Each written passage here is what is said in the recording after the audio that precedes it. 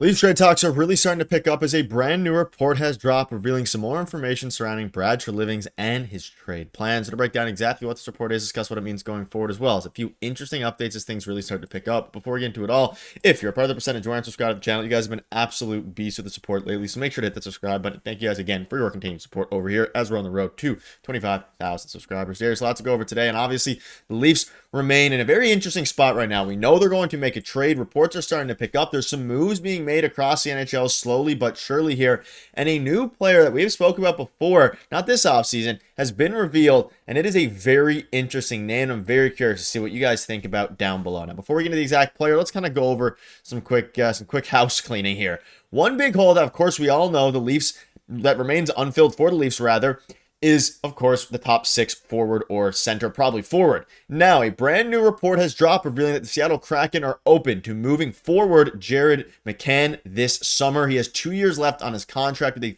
$5 million cap hit and holds a $10 million, a 10-team no trade clause. Imagine $10 million. The 29-year-old is drawing interest from a few clubs, including the Maple Leafs, who continue to explore options to bolster their top six. So obviously, at this point, the Leafs need a top six forward, and now a player the Leafs have been linked to plenty of times in the past in different ways, which we'll dive into in a second here. He, of course, is now linked to the Leafs again, who are drawing interest in towards his camp.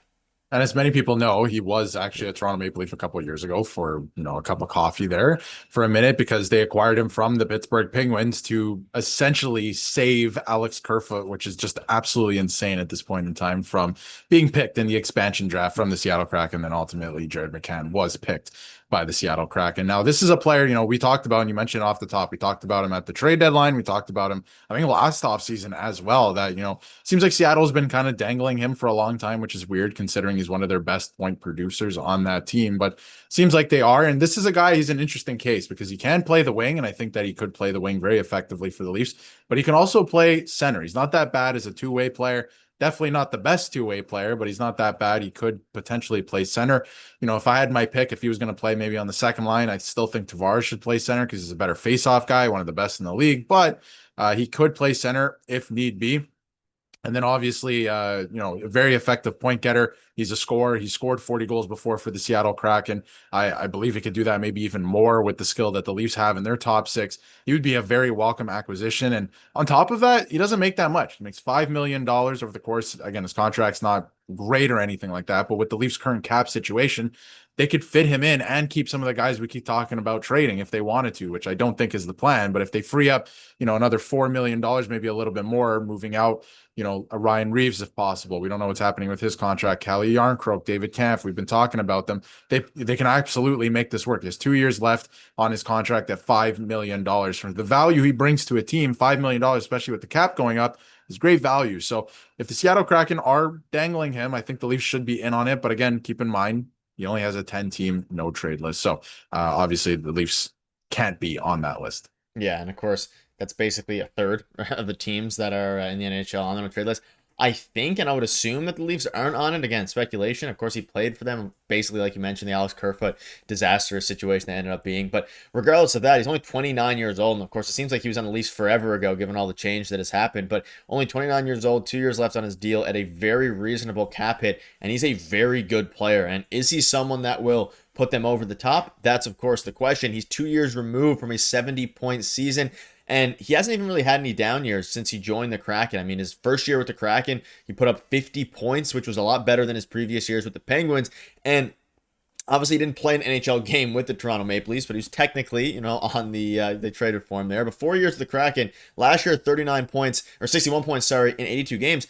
He's a very solid player. Now, the question would be, A, how does he fit within the top six? I think that's pretty simple. But then B, what would it take to give up to grab, what would you have to give up rather to grab a guy like Jared McCann? Because he is cost controlled, which is something that we know Brad Treliving covets pretty highly here, is players with control. We saw it with Scott Laughton. We saw it with Michelli. We're seeing it now across the NHL. And with everyone that Brad Treliving acquires, Brandon Carlo even, the question is, what would they have to give up? But man, oh man, he is an elite player really in his prime right now. And I think he goes a little bit underappreciated because he's playing for the Seattle Kraken, which hasn't been the most exciting team as of late.